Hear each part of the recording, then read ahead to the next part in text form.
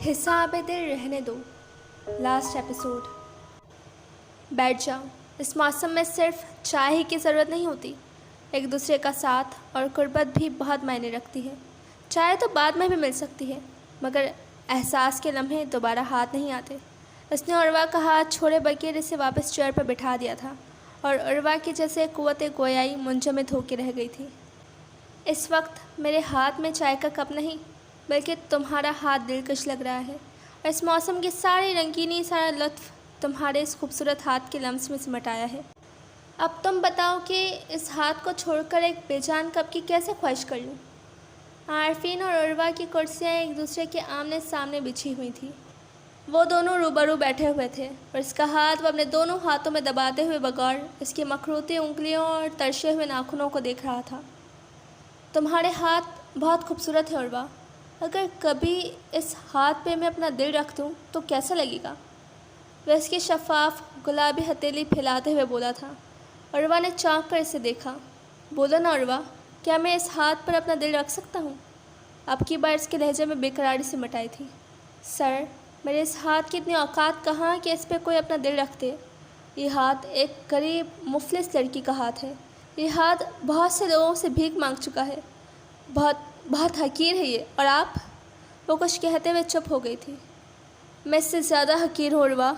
जैसे ये खाली है वैसे ही मैं भी खाली हूँ। मेरे पास भी कुछ नहीं है, और जो है वो मैं इस हाथ में सौंप देना चाहता हूँ। और जो चीज़ मैं इस हाथ में सौंप रहा हूँ वो मैंने आज तक कभी किसी के हवाले नहीं की, कभी किसी का साया भी नहीं पड़ने दिया। या फिर मुझे ये कहना चाहिए कि मुझे आज तक कोई ऐसा मिला ही नहीं जो इसके काबिल लगता, और जब कोई इसके काबिल लगा तब मैं शादीशुदा हो चुका था। लेकिन अल्लाह ने कुछ ऐसी सबील निकाल ही दी कि मैं आज सब कुछ कहने के लिए अपने आप को आज़ाद महसूस कर रहा हूँ। सर प्लीज़, आप ये दिल के हिसाब किताब रहने दें, कोई और बात करें। और वह कतरा गई थी। कैसे रहने दूँ? बड़े मुश्किल से तो कोई लम्हा मुयस्सर आया है। आरफीन ने दिल की गहराइयों से कहते हुए उर्वा की हथेली को पूरे इस्तेहकाक से चूम कर अपने दिल पर रख लिया था, और वो जैसे लरस के रह गई थी। इस शदीद सर्दी के बावजूद इसके माथे पर पसीना आ गया था। आरफीन इन लम्हों को कुछ और तूल देता, मगर वो हाथ खींचकर एकदम अंदर आ गई थी। अब हाल ये था कि आरफीन की तरफ वारफ्तगी और वालहानापन अंगड़ाइयाँ ले रहा था, जबकि उर्वा कतराई हुई रहने लगी थी। इसे आरफीन के जज्बात से डर लगने लगा था कि आइंदा क्या होगा। वो सब कुछ मजबूरी के तहत कर रही थी, लेकिन मोहब्बत का रोक नहीं पाल सकती थी।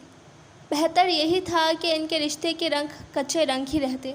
अगर गहरे हो जाते तो मिटते मिटते भी इतना वक्त ले सकते थे, जबकि वो यहाँ एक एग्रीमेंट के तहत आई थी, दिलों के रिश्ते पालने नहीं। आरफीन को एक हफ़्ता हो चुका था। वो ऑफिस के किसी काम से वापस कराची आया हुआ था।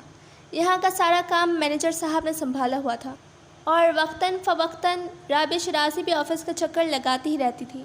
आरफीन की गैर मौजूदगी में वो अक्सर ऑफ़िस का काम संभाल लेती थी, और इस तरह आरफीन को ऑफ़िस की तरफ से ज़रा कम ही टेंशन होती थी। आरफीन हमारी एक जानने वाली हैं, मिसेस फ़ारूक अंसारी। इनका बेटा हाल ही में अपनी स्टडीज़ से फ़ारिग हुआ है। वो जॉब करना चाहता है। चंद रोज़ पहले ही जॉब की तलाश में यहाँ आया था, मगर मैंने इसे अपॉइंट नहीं किया, बल्कि इससे कह दिया था कि तुमसे मशवरा करके बताऊँगी। अब तुम बताओ कि तुम क्या कहते हो। क्या तुम्हें किसी एम्प्लॉयर की ज़रूरत है? आरफीन भी मिसेस फ़ारूक और मिस्टर फ़ारूक अंसारी को जानता था, मगर इनका बेटा कौन था ये जहन में नहीं आ रहा था। नाम क्या है उसका? अहमद अंसारी। राबिया शिराज़ी के बताने पे इसे याद आ गया था। ओह हाँ, मेरी मुलाकात हुई थी इससे किसी फंक्शन में। काफ़ी अच्छा लड़का है, आप उसे अपॉइंट कर लीजिएगा। बाकी सारी डिटेल्स मैनेजर साहब समझा देंगे। आरफीन कहकर उठ खड़ा हुआ था। कहाँ जा रहे हो? घर। इतनी जल्दी? जी, वो बाबाजान आने वाले हैं, उन्होंने मुझे थोड़ी देर पहले फ़ोन पर बताया था। जो कुछ तुम्हें समझाया है तुम बाबाजान से वहीं कहना, ओके? इनकी ताकीद पे वो कुछ भी कहे बगैर बाहर निकल आया था। थोड़ी देर बाद वो घर पहुंचा तो बाबाजान इससे पहले आए बैठे थे। इतने दिनों बाद पोते को देख रहे थे, लिहाजा बाजू फैला दिए थे, और वो भी खासी गर्मजोशी से मिला था। कैसी हैं आप? और बीबी जान की तबीयत कैसी है अब? और मेहरुनिसा आंटी भी ठीक है ना? वो फ़र्दन सबका पूछ रहा था। अल्लाह का करम है बेटा, सब अच्छे हाल में है। तुम अपनी सुनाओ, जोइला कैसी है? बाबाजान की तान आखिरकार जोइला पर आकर ही टूटती थी। जोइला भी ठीक है, इसके इंग्लैंड जाने के सारे इंतजामात हो चुके हैं, और डॉक्टर से अपॉइंटमेंट भी ले ली है। یہ وہ جملہ تھا جو عارفین نے رابعہ شرازی کے حسب منشا ادا کیا تھا، ورنہ بابا جان کو اندھیرے میں رکھنے کا خیال ہی اسے بے چین کر ڈالتا تھا، مگر اس کی مجبوری تھی۔ اگر ایسا نہ کرتا تو اس کی نام نہاد ماں گھر چھوڑ کر چلی جاتی اور وہ اپنی سوسائٹی میں کیا منہ دکھاتا۔ 20 سال ہو گئے تھے، ملنے ملانے والے ابھی تک اس کے باپ کے گھر چھوڑ دینے کی باتیں کریت کر پوچھتے تھے، اور اب اگر اس کی ماں بھی ایسا ہی کر گزرتی تو وہ آئندہ 20 سال ماں کے چلے جانے کے لوگوں کو وضاحتیں دیتا پھرتا، اور یہی وہ نہیں چاہتا تھا۔ اسی لیے اس نے اتنا بڑا قدم اٹھا لیا تھا اور اپنے ضمیر کی عدالت میں بابا جان کا چور بن گیا تھا۔ یہ تو بہت اچھی بات ہے، اگر تم زویلا کے ساتھ جانا چاہتے ہو تو تم بھی چلے جاؤ۔ نہیں بابا جان، فی الحال تو وہ وہاں جا کر ڈاکٹر سے چیک اپ اور ٹریٹمنٹ وغیرہ کروائے گی، البتہ کچھ عرصے بعد میں بھی چکر لگاؤں گا انگلینڈ کا۔ اس نے بابا جان کو ہر طرح سے مطمئن کر دیا تھا۔ انشاءاللہ اللہ ہماری مراد ضرور پوری کرے گا۔ تمہاری بیوی جان نے بہت سی منتیں مانگ رکھی ہیں۔ بابا جان بہت خوش لگ رہے تھے اور ان کو خوش دیکھ کر عارفین کو اچھا لگا تھا۔ نیکسٹ سین۔ عروہ کہاں ہو؟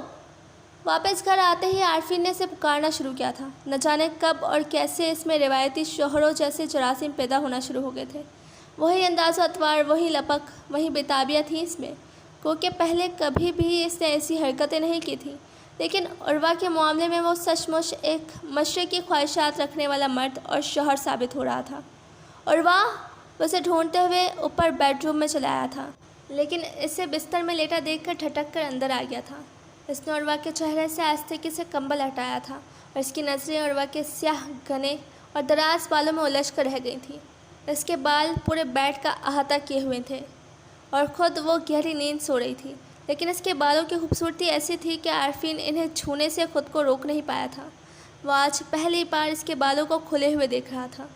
پہلے اس نے نہ جانے کیسے چھپا کر رکھے ہوئے تھے۔ اس کی قربت کا احساس ہی تھا کہ عروہ کی آنکھیں فوراً کھل گئی تھیں۔ سر آپ؟ اسے دیکھ کر ایک دم اٹھ بیٹھی تھی، لیکن بوکھلاہٹ میں یہ بھی بھول گئی کہ وہ بغیر دوپٹے کے سوئی ہوئی تھی، کیونکہ اسے عارفین کی واپسی کی قطعی توقع نہیں تھی۔ تمہیں سرپرائز دینے کے لیے بغیر بتائے آیا ہوں، عارفین نے کہتے ہوئے عروہ کے مدہوش سراپے سے اپنی نگاہیں چرانے کی بھرپور کوشش کی تھی، مگر دل و دماغ بار بار اس کے حلیے میں اٹک رہے تھے۔ سیاہ بال اس کے وجود کو ڈھانپے ہوئے تھے، موٹی موٹی براؤن آنکھیں ادھوری کچی نیند کی وجہ سے گلابی رنگت کی ہو رہی تھیں، اور بغیر دوپٹے کے سراپا بہت ہی دل فریب سے نظارہ بخش رہا تھا۔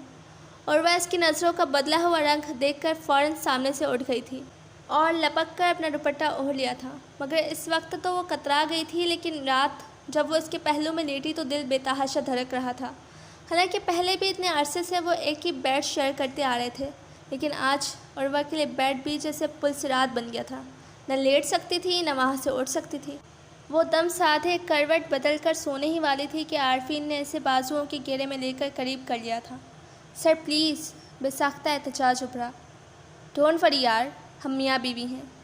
اس کی گمبھیر سرگوشی اور مضبوط گرفت عروہ کی رگوں میں دوڑتا لہو منجمد کر گئی۔ عارفین نے دوسرے ہاتھ سے سائڈ ٹیبل پر رکھا لیمپ بجھا دیا تھا۔ نیکسٹ سین۔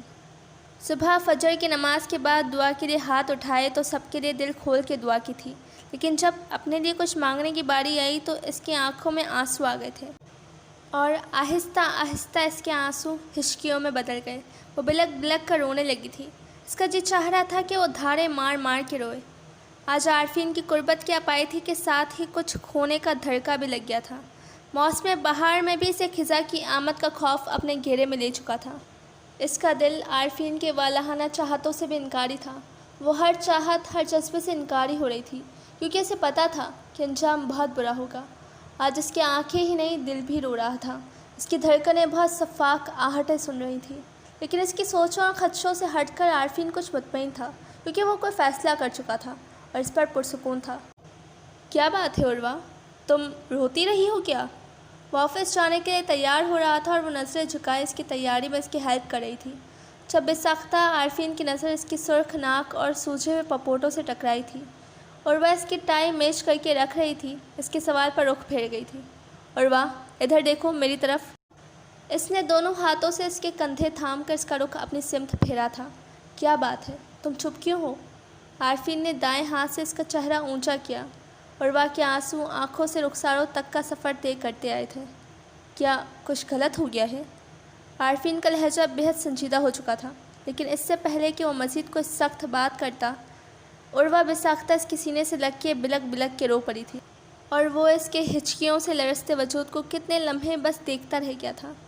وہ اس کے رونے کا سبب ڈھونڈ رہا تھا، اور جب ذہن وہاں تک پہنچا، اسے بھی عروہ کے رونے کی سمجھ آ گئی تھی۔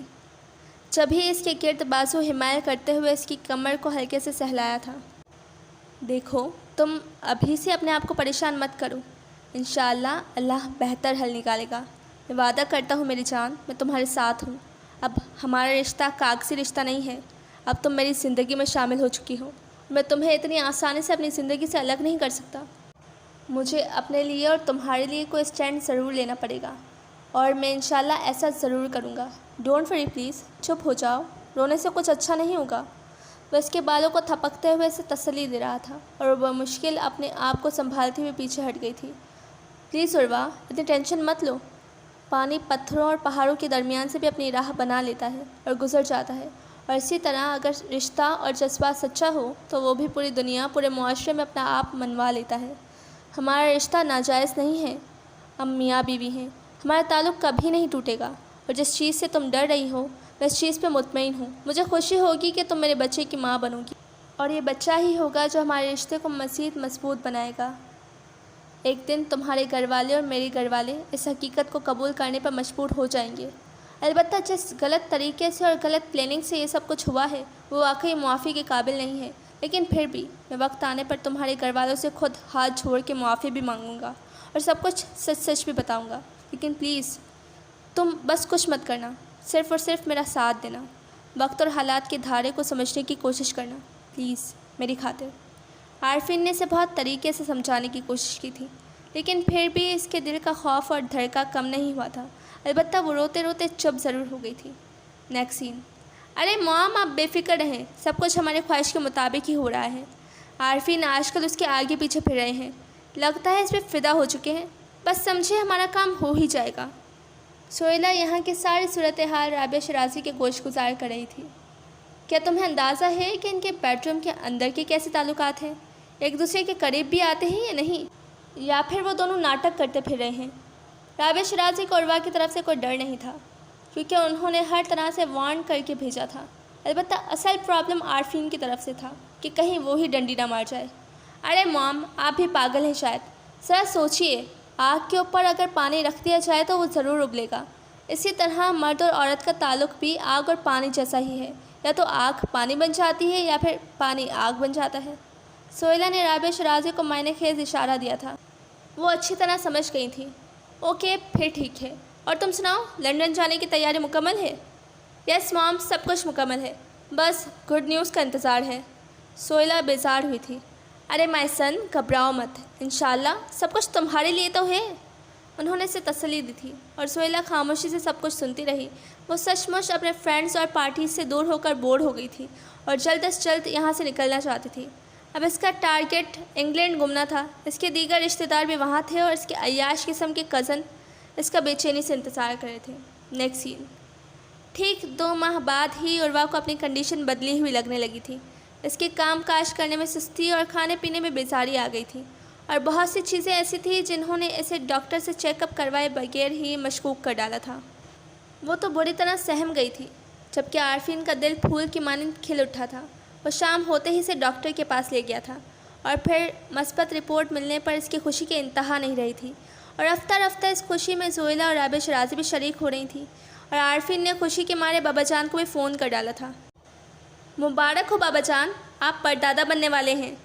اس کی خوشی سنبھالے نہیں سنبھل رہی تھی۔ آج اس کے دل کی مراد پوری ہو رہی تھی۔ آج اس کی مردانگی پر لگا دھبا دھل گیا تھا، اور دوسری طرف بابا جان نے باقاعدہ بھنگڑا ڈالا تھا۔ شاباش میرے جوان، تم نے ہمیں پڑپوتے کی نہیں بلکہ زندگی کی دائمی خوشیوں کی نوید سنائی ہے۔ تم نے ہمارے دل کا ارمان پورا کیا ہے۔ جیتے رہو، آباد رہو۔ وہ کہتے کہتے اندر سے اداس بھی ہو گئے تھے۔ کیا ہوا بابا جان، آپ چپ کیوں ہو گئے؟ وہ پریشان ہوا تھا۔ نہیں بیٹا، ایسی کوئی بات نہیں، تم سناؤ، سہیلہ سے رابطہ ہوا؟ وہ کیسی ہے؟ وہ بات اور لہجہ بدل گئے تھے۔ جی وہ ٹھیک ہے، بہت جلد آپ سے بات کرے گی۔ عارفین سہیلہ کے ذکر پر کچھ مدھم پڑ گیا تھا، تبھی اس کی نظر عروہ کی سمت اٹھی۔ وہ بہت سست اور اداس قدموں سے سیڑھیاں چڑھتی اوپر بیڈ روم میں جا رہی تھی۔ عروہ کی اداسی اور چپ وہ اچھی طرح سمجھتا تھا، उसने थोड़ी देर बात करने के बाद फ़ोन बंद कर दिया था। Next scene. उर्वा बहुत देर से बेड क्राउन से टेक लगाए एक ही जाविये से बैठी थी। इसकी नज़रों का मरकज़ कोई गैर मरई नुक्ता था, जबकि आरफीन कंप्यूटर में कोई ज़रूरी काम करते हुए बार बार गर्दन मोड़ के इसे देख रहा था। जब तक वो बेड पर नहीं आता था उर्वा सोती नहीं थी। इसे आरफीन से पहले सो जाना कुछ मुनासिब नहीं लगता था। अभी भी वह इसके इंतज़ार में बैठी थी और वह जल्दी जल्दी काम निपटाने की कोशिश कर रहा था, मगर फिर भी इसे 1 घंटा लग ही गया था। जब वह बिस्तर पर आया और वह बुरी तरह थक चुकी थी। क्या बात है, तुम इतनी उदास क्यों हो? अपने टांगों पे कंबल फैलाते हुए वह उसकी सिमत मुतवज्जा हुआ था। कुछ नहीं, बस नींद आ रही है। और वह सीधी होकर लेट गई थी और कंबल सीने तक ओढ़ लिया था। नींद तो अब आ रही है, जबकि तुम तो सुबह से ही उदास और चुप। प्लीज़ सर, आज कुछ मत कहें, सोने दे मुझे। वो आरफीन के बाद दरमियान से काटते हुए 2 टोक खफगी भरे लहजे में बोली थी। लेकिन उर्वा तुम। सर प्लीज़, क्या आज आप मेरी बात नहीं मान सकते? वो भीगे हुए अंदाज से बोली थी और आरफीन इसके बालों में उंगलियां फेरते हुए चुप हो गया था और वह इसके बाजू पर सर रखे लेटी थी। पलकें मूंद कर सोने की कोशिश की तो कई आंसू खामोशी से आरफीन के बाजू पर जज्ब होने लगे। कुछ देर तक वो बेआवाज़ रोती रही और बहुत देर तक वह इसके बालों को उंगलियों से सहलाता रहा था। रात गए जब वो सोई तो वो आस्तीगे से इसकी पेशानी पर बोसा देकर खुद भी सोने की तैयारी करने लगा।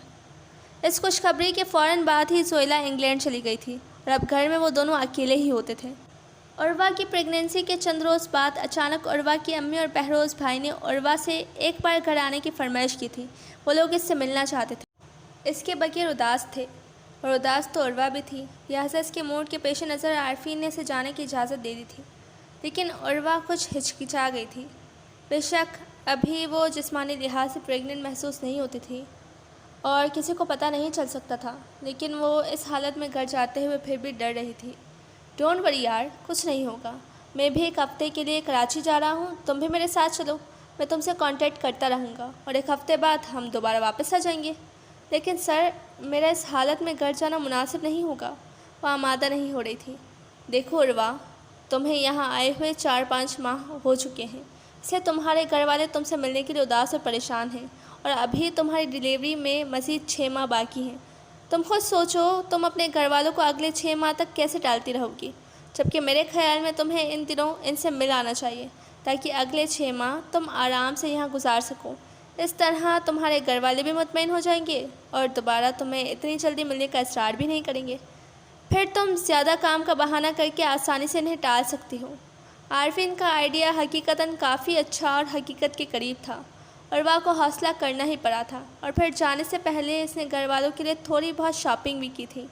भाभी सोनिया, सारा, अम्मी और बहरोज़ भाई के लिए छोटे मोटे गिफ्ट लिए थे और आरफीन के साथ कराची आ गई थी। Next scene. उर्वा घर पहुंची तो इसे सरप्राइज़ मिला था। भाई के यहाँ बेटा हुआ था, लेकिन इन लोगों ने उर्वा को बताया नहीं था। हाय अम्मी, सच कह रही हैं आप? कहाँ है मेरा भतीजा? वो तेज़ी से कमरे की सिमत लपकी थी और फिर छोटे से नन्हे मुन्ने से उमर को देखकर इसका दिल मचल गया था। इसे गोद में उठाकर बेतहाशा प्यार कर डाला था। अरे पागल, दम तो ले लो, इसको भी बौखला दिया है तुमने। उमर घबरा कर रो दिया तो अम्मी ने उर्वा को मुस्कुराते हुए चपत लगाई थी। अम्मी, कितना प्यारा है ये। इसके लहजे में बच्चों की सी खुशी बोल रही थी। समीना भाभी और अम्मी मुस्कुरा उठी, लेकिन न जाने क्यों उमर को भाभी के पहलू में लिटाते हुए उर्वा के चेहरे की हंसी थम गई थी। इसे शायद ध्यान की तनाबें अपनी ज़ात की तरफ खींच कर ले गई थी। वो भी तो माँ बनने वाली थी। इसकी ममता भी तो आजकल उरूज पर थी। वो भी इस रुतबे को पहुँचने वाली थी, लेकिन इसकी ममता का अंजाम क्या होना था और किस इम्तहान से गुजरना था, ये सोच कर ही होंठ चुप हो गए थे। मुस्कुराहट चेहरे से अलग हो गई थी और हल्की खौफ की परछाई लहराने लगी थी। भाई से नहीं मिलोगी? अम्मी ने इसका कंधा हिलाया था। मिलती हूँ अभी। वो पलट कर कमरे से बाहर निकल आई थी और फिर काफ़ी देर तक बहरोज़ भाई के पास बैठी रही। शाम को युसरा आपी भी इससे मिलने आई थी। घर में खूब रौनक लग गई थी, लेकिन उर्वा अपने आप को अंदर ही अंदर चोर महसूस कर रही थी और साथ ही अपनी हालत का भेद खुल जाने का धड़का लगा हुआ था और साथ में उदासी भी थी। आरफीन इसे कॉल करता रहा था, मगर वो सबके दरमियान कॉल नहीं सुन सकती थी, इसलिए इनकी बातचीत मैसेजेस में होती रही। दोनों रात गए तक मैसेजेस करते रहे थे। Next scene. उर्वा के घर वाले सचमुच इससे मिलकर खुश और मुतमईन हो चुके थे और वापसी पे वो भी कुछ रिलैक्स थी।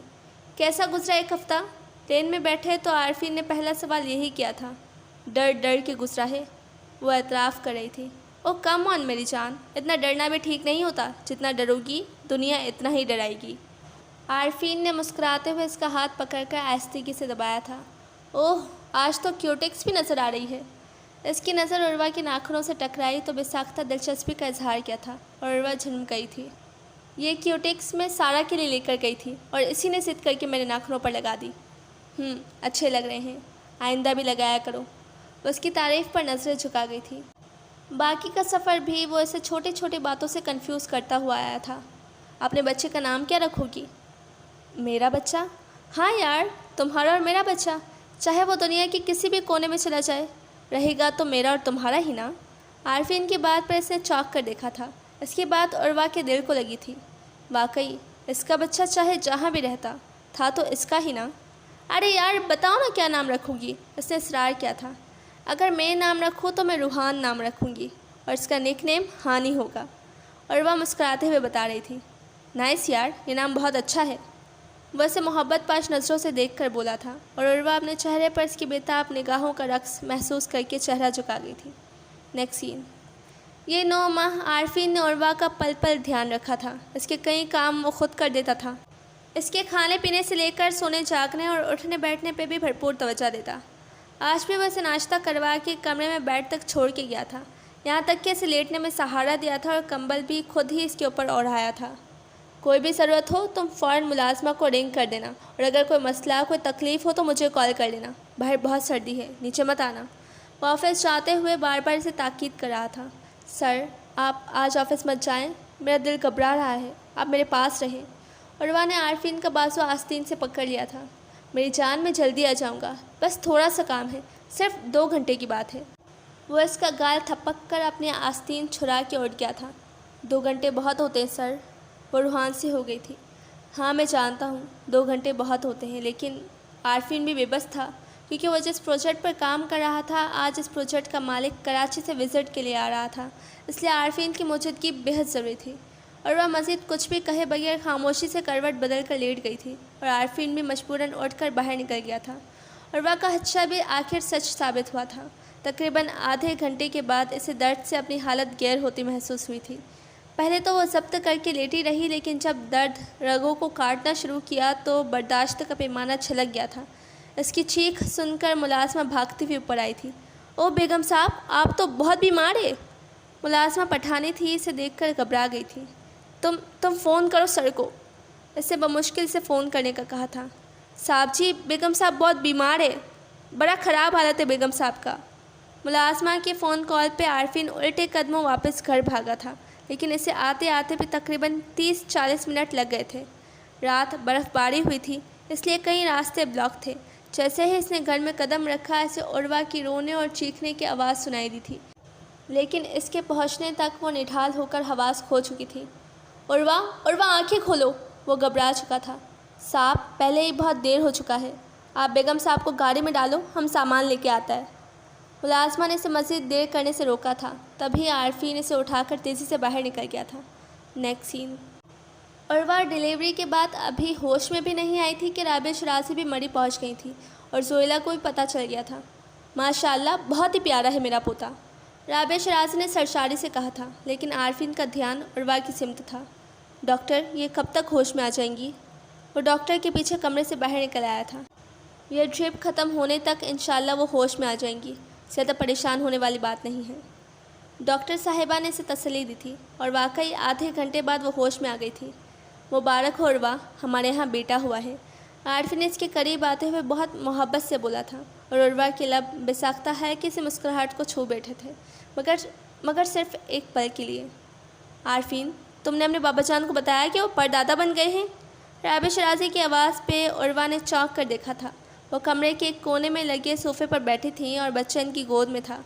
राबिया शराजी की सूरत नजर आई तो इनका प्लेन भी दिमाग में घूम गया था। मेरा बच्चा? उर्वा का दिल किसी ने मुट्ठी में लेकर भेज डाला था। इसके सीने से दर्द से एक करहा निकली थी। क्या हुआ, तुम ठीक तो हो? आरफीन इसकी सर्द होती रंगत देख कर जल्दी से इसका हाथ थाम चुका था। मेरा दिल घबरा रहा है। वो लेटे लेटे हाँफने लगी थी और आरफीन बदहवासी में डॉक्टर की सिमत लपका था। इसकी हालत देखकर राबिया शराजी भी परेशान हो गई थी। इनका बीपी लो हो गया है शायद। नर्स ने डॉक्टर को बताया था, लेकिन इसकी तबीयत बिगड़ती जा रही थी। बर वक्त ट्रीटमेंट से डॉक्टर्स ने कंट्रोल पा लिया था। Next scene. सोहेला के वापस आने तक रोहान उर्वा के पास ही रहा था। वो 8 दिन उर्वा ने मुसलसल हानि को अपनी नज़रों के सामने रखा था और एक सेकंड भी इधर से उधर नहीं होने दिया था। लेकिन ठीक 8 दिन बाद सोहेला वापस आ गई थी। सर प्लीज़ अभी कुछ दिन इसे मेरे पास और रहने दें। जब रवानगी का वक्त आया उर्वा रो पड़ी थी। उर्वा, हानि तुम्हारा है, सिर्फ तुम्हारा। बस कुछ दिन की बात है, तुम इसको मॉम के प्लान के मुताबिक कर जाने दो। मैं जल्द ही कोई अच्छा सा मौका देखकर बाबा जान को सच सच बता दूंगा और फिर मैं खुद बाबा जान के साथ तुम्हारे कराऊंगा, तुम्हारे घर वालों को सब कुछ खुद बताऊंगा। सर प्लीज़ मुझे कुछ नहीं सुनना, मुझे कोई तसल्ली मत दे, मुझे कुछ नहीं चाहिए। सिर्फ चंद दिन, प्लीज़ चंद दिन और इसे मेरे पास रहने दें। मैंने तो अभी इसे ठीक तरह से देखा भी नहीं है, अभी तो मेरी ममता की प्यास भी नहीं बुझी, अभी तो मैंने इसका कोई काम भी अपने हाथों से नहीं किया। प्लीज़ सर मुझ पर तरस खाएं, इसे मेरे पास रहने दें, सिर्फ चंद दिन और वह हानि को बाहों में भेंचे इल्तिजाई अंदाज में कहती बिलक बिलक कर रो पड़ी थी। आरफीन ने आहिस्तेगी से इसके कंधे पर हाथ रखकर दबाया था। आरफीन, ये क्या नाटक हो रहा है? तुम अभी तक हानि को लेकर नीचे क्यों नहीं आए? राबिया शराजी एकदम दंदनाती हुई अंदर दाखिल हुई थी और एक धार से दरवाज़ा खुलने की आवाज़ पे नन्हा मुन्हा सा हानि डर के मारे रो पड़ा था। मॉम, हम चंद दिन और रुक जाते हैं, तब तक उर्वा भी रिलैक्स। बस बहुत हो गया है नाज नखरा। तुम्हारे बाबा जान को पता चल चुका है कि हम लोग आज ही कराची पहुंच रहे हैं, वो भी गांव से निकल चुके होंगे। और लड़की, तुम क्यों इतने टसवे बहा रही हो? तुम्हें शुरू से पता तो था कि बच्चा तुम्हारा नहीं है। इसको पैदा करने की तुम सारी कीमत एडवांस ले चुकी हो। हमने इस बच्चे के लिए तुम्हें हज़ारों नहीं बल्कि लाखों दिए हैं और शुक्र अदा करो, हमने तुमसे नाजायज़ नहीं बल्कि जायज़ काम करवाया है। बाकायदा निकाह करवाया था तुम्हारा। और कुछ ना सही, लेकिन ज़मीर की अदालत में तो सुरखरू हो ना तुम। जिस तरह तुम हमारे प्लान का किसी के सामने जिक्र नहीं करोगी, इस तरह हम भी तुम्हारे घर वालों से सब कुछ राज रखेंगे। लिहाजा बेहतर यही है कि तुम सब कुछ भूल जाओ। तुम लोगों के दरमियान जो कुछ हुआ वो एक ड्रामा था और अब इस ड्रामे का एंड हो चुका है। बहुत जल्द तुम्हें तलाक के पेपर्स भी मिल जाएंगे। तुम अपनी पसंद से जहाँ चाहे शादी कर सकती हो, बल्कि हम भी तुम्हारी शादी में ज़रूर शिरकत करेंगे। इस वक्त हमें देर हो रही है, तुम भी तैयार होकर जल्दी नीचे आ जाओ। राबिया शराजी हर बात काटदार और दो टोक लहजे में कहती हुई उर्वा के हाथ से हानि को झपट कर आंधी तूफान की तरह बाहर निकल गई थी और आरफीन साखत बैठी उर्वा को देखता रह गया था और फिर लुटे पुटे कदमों से वो भी वापस आ गई थी। उर्वा ने वो काम, वो सौदा किया था जो कोई भी औरत इतनी आसानी से नहीं कर सकती थी। इसने अपने भाई की खातिर अपना कलेजा अंगारों पर डाल दिया था और बदले में से क्या मिला था? भाई की ज़िंदगी और ज़िंदगी से जुड़े बहुत से तल्ख सच। वो वापस तो आ गई थी मगर बहुत कुछ पीछे छोड़ आई थी। Next scene. उर्वा इतना सब कुछ हो जाने के बाद आरफीन के साथ जॉब नहीं कर सकती थी, लेकिन वो इतनी जल्दी और इतनी आसानी से ये जॉब छोड़ कर भी नहीं आ सकती थी, क्योंकि अगर वो फौरी तौर पे जॉब छोड़ती तो बहुत से लोगों के साथ साथ इसके घर वाले भी सवाल करते, वजह पूछते। और दूसरी बात ये कि इसे इतनी जल्दी ऐसी अच्छी जॉब दोबारा मिलना नामुमकिन था। लिहाजा बेहतर यही था कि वो कुछ अर्सा और यहाँ काम करती और अपने लिए कोई नई जॉब तलाश करती। पूरा 1 माह इसने घर पे खूब रेस्ट किया था और तब जाकर जॉब दोबारा ज्वाइन करने की तैयारी पकड़ी थी। बेटा, कुछ दिन और आराम कर लेती, इतनी कमज़ोर हो चुकी हो तुम। अपनी आँखें देखो, हल्के पड़ गए हैं। मुझे तो लगता है तुम वहाँ दिन रात बस काम ही करती रही हो। इन लोगों ने तुम्हें खाना पीना हरगिज़ नहीं दिया। ऐसी कोई बात नहीं अम्मी, बस अपने घर से दूर रहा जाए तो यही हाल होता है। इसने आस्तिकी से कहकर माँ की फ़िक्र दूर की थी। Next scene. मैं कम इन मैम। वो अपने कैबिन में बैठी थी जब अहमद अंसारी दस्तक देकर अंदर आ गया था। जी फरमाइए। मैम, मैं आपका कलीग हूँ, मैं भी यहाँ जॉब करता हूँ। अहमद को हर एक से हाय हेलो करने का शौक़ था, जब भी वो हर एक से नागवारी समेटता रहता था। आप यहाँ जॉब करते हैं, लेकिन कब से? क्या नाम है आपका? और वह को हैरानी हुई थी। तकरीबन 7-8 माह हो चुके हैं, इसीलिए आपसे मुलाकात नहीं हो सकी थी। मैनेजर साहब से मालूम हुआ था कि आरफीन सर के एक पीए भी हैं जो आजकल मरी ब्रांच में काम कर रही हैं। अहमद अंसारी पहली मुलाकात में ही काफ़ी बातूनी लग रहा था। वैसे तो वह हर लिहाज से अच्छा लड़का था, बस ख्वामखा बेतकल्लुफ़ होने की आदत गलत थी। मिस्टर अहमद, आप इस वक्त अपने कैबिन में जाएं, सर आने वाले होंगे। उसने आस्तिकी से कहा और दरवाजे से फ़ाइलें निकाली। जी मैम, फिर मुलाकात होगी, बाय। वो हाथ हिलाकर चला गया था। इतने में आरफीन की आमद भी हो चुकी थी। وہ آج عروہ کو آفس میں دیکھ کر ٹھہر سا گیا تھا، لیکن اس نے آنکھ اٹھا کر دیکھنے کی بھی زحمت نہیں کی تھی۔ کیسی ہو عروہ؟ تمہاری طبیعت کیسی ہے اب؟ تم نے اتنے دنوں سے اپنا سیل فون کیوں آف کر رکھا تھا؟ وہ آفس روم میں آئی تو عارفین بتابی سے پوچھتا چلا گیا تھا۔ جی سر، میں بالکل ٹھیک ہوں، آپ پلیز ان فائلز کو ایک بار پھر چیک کر لیں۔ وہ مختصر سے جواب دے کر کام کی بات پر آ گئی تھی۔ عروہ، تم مجھ سے کیوں خفا ہو؟ اس میں میرا کیا قصور ہے؟ یہ سب تو ہونا ہی تھا۔ میں تو اب بابا جان کو اصل بات بتانے کی کوششوں میں ہوں، بس کوئی مناسب موقع ہاتھ نہیں آ رہا۔ سر، میں نے آپ سے کچھ کہا؟ وہ سپاٹ لہجے میں بولی تھی۔ یہی تو پرابلم ہے کہ تم کچھ کہہ نہیں رہی۔ وہ جھنجھلا گیا تھا۔ سر، میں کچھ کہوں گی بھی نہیں، جو ہو گیا سو ہو گیا، بس سینے میں ہلکا سا درد جھانکتا ہے تو اسے تھپک تھپک کر سلا دیتی ہوں۔ اور وہ مایوس مت ہو، ہانی تمہارا ہے اور صرف تمہارا ہے، بلکہ ہانی کے ساتھ ساتھ میں بھی تمہارا ہوں۔ تم میری زندگی ہو اور ہم نے زندگی مل کے گزارنی ہے، بس اس کے لیے زندگی کی تمام راہیں صاف کرنا ضروری ہے، اور میں بہت جلد ایسا ہی کروں گا۔ وہ اسے یقین دلا رہا تھا، مگر وہ کوئی بھی بات دلچسپی سے سنے بغیر اپنے کام کی فائل اٹھا کر چلی گئی تھی، اور پھر ایسا روز ہونے لگا تھا۔ وہ پکارتا رہ جاتا، وہ سنی انسنی کر ڈالتی تھی۔ نیکسٹ سین۔ آج بہروز بھائی کو ڈاکٹر کے پاس چیک اپ کے لیے جانا تھا، اس لیے عروہ آفس سے ذرا پہلے ہی آ گئی تھی۔ دوپہر 2 بجے کا وقت تھا۔ وہ پیدل چلتے ہوئے ایک بس اسٹاپ پر آ کر رکی تھی۔ اس بس اسٹاپ سے ایک روڈ رہائشی ایریا کی طرف نکلتا تھا، ایک بازار کی طرف اور ایک سنسان علاقے کی طرف جہاں لوگوں کا بہت ہی کم آنا جانا ہوتا تھا، اس لیے اس طرف ٹریفک بھی نہ ہونے کے برابر تھا۔ عروہ کو وہاں کھڑے ابھی 6-7 منٹ ہی گزرے تھے کہ اسے نسوانی چیخوں کی آواز ماحول کو چیرتی ہوئی سنائی دی تھی۔ اسے جھٹک کر آگے پیچھے دیکھا، لیکن آس پاس کوئی بھی نظر نہیں آیا تھا، مگر چیخنے کی آواز مسلسل آ رہی تھی، بلکہ رفتہ رفتہ قریب آتی سنائی دے رہی تھی۔ تبھی عروہ نے پلٹ کر پچھلے روڈ کی سمت دیکھا تھا، جہاں اس دوپہر اور تیز دھوپ میں ایک لڑکی ننگے سر اور ننگے پاؤں بھاگتے ہوئی نظر آئی تھی، اور پھر اس کے پیچھے 2-3 لڑکے بائک پر نظر آئے تھے۔ عروہ چند سیکنڈز میں ہی ساری سچویشن سمجھ گئی تھی۔ اے لڑکی، اسے ہماری طرف بھیج، ورنہ ایک کی بجائے 2 شکار کھیلیں گے ہم، بائک پہ سوار ایک لڑکے نے کافی خباثت سے کہا تھا، اور عروہ نے اس آواز کے تعاقب میں کافی حیرت سے مڑ کر پیچھے دیکھا تھا۔ چرار؟ جتنا شدید جھٹکا عروہ کو لگا تھا اتنا ہی شدید جھٹکا چرار کو بھی لگا تھا۔ اس کا رنگ اڑ گیا تھا۔ عروہ؟ اندر سے وہ بری طرح گھبرا گیا تھا، جبکہ دوسرے دونوں لڑکے چرار کی حالت سے بے خبر نہ جانے کیا اول فول بک رہے تھے۔ خبردار، جو تم نے اس کو ہاتھ بھی لگایا تو۔ عروہ کی غضبناک آواز پہ وہ ٹھٹک گیا تھا۔ اوئے، کیوں نہ ہاتھ لگاؤں؟ وہ لڑکا مائل خیزی سے بولا تھا، اور جواباً عروہ نے ایک زوردار تھپڑ اس کے منہ پر دے مارا تھا۔ مسٹر چرار، تم اپنی کمینگی میں اس حد تک جا چکے ہو؟ مجھے اندازہ نہیں تھا۔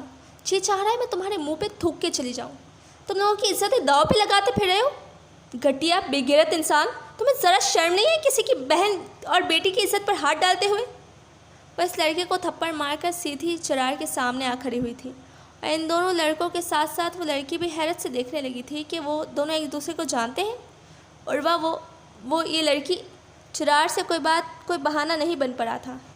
شراب، اپنی غلیظ ناپاک زبان سے میرا نام بھی مت لینا بد کردار انسان، اور آئندہ کبھی ہمارے گھر کا رخ بھی مت کرنا، اور ہاں، آئندہ کسی کی عزت سے کھیلنے سے پہلے ذرا یہ سوچ لینا کہ تمہاری اپنی بھی کوئی بہن ہے۔ اگر اسی طرح وہ اس سڑک پر ننگے سر بھاگ رہی ہو تو تمہیں کیسا لگے گا؟ لیکن میرا خیال ہے تم جیسے بے غیرت کو اپنے بہن کی بھی پرواہ نہیں ہوگی۔ وہ انتہائی بلند آواز سے حقارت سے کہتے ہوئے چرار کے پیچھے بیٹھے لڑکے سے اس لڑکی کا دوپٹہ جھپٹ کر واپس پلٹ گئی تھی۔ وہ لڑکی کالج کی اسٹوڈنٹ تھی، روزانہ یہ لوگ اس کا پیچھا کرتے تھے، لیکن وہ اپنے دوستوں کے گروپ کے ساتھ ہوتی تھی، اس لیے کبھی ہاتھ نہیں آتی تھی، لیکن آج اتفاقاً وہ اکیلی کالج سے واپس جا رہی تھی کہ ان لوگوں کے ہتھے چڑھ گئی، اور قسمت اچھی تھی کہ اس کا ٹکراؤ عروہ سے ہو گیا، ورنہ وہ ان 3 شیطان صفت لوگوں سے بچنے والی نہ تھی۔ بس اللہ نے اسے بچانے کا وسیلہ بھیج دیا تھا، اور یہ اس کے رب کا بہت بڑا کرم تھا۔ اس لڑکی کے گھر والے عروہ کے مشکور ہو رہے تھے، اور عروہ کو واپس اپنے گھر آتے ہوئے شام ڈھل چکی تھی۔ کیا ہوا بیٹا؟ اتنی دیر کیوں کر دی؟ تمہیں پتہ تو تھا کہ بہروز کا آج چیک اپ ہونا تھا؟ ہمیں پریشانی سے کہہ رہی تھی۔ بس وہ آفس میں زیادہ کام تھا آج، اس لیے چھٹی نہیں مل سکی۔ عروہ اصل بات پر پردہ ڈال گئی تھی، لیکن چرار عروہ سے زیادہ تیز نکلا تھا۔ اس نے ہمیشہ کی طرح اپنی وکالت کے لیے اپنی بہن کو فون کر کے بھڑکا دیا تھا۔